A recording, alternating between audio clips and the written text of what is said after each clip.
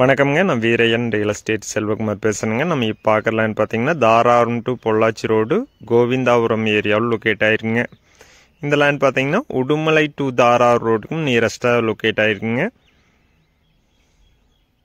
2 acre 30 cent விற்பனைக்கு வந்துருக்குங்க. இந்த லேண்ட் பார்த்தீங்கன்னா தார் ரோட்லேருந்து பார்த்தீங்கன்னா 1 கிலோமீட்டர் லொக்கேட் ஆயிருக்குங்க. பஞ்சாயத்து மண் ரோடு ஃபேஸில் இந்த லேண்ட் லொக்கேட் ஆயிருக்குங்க.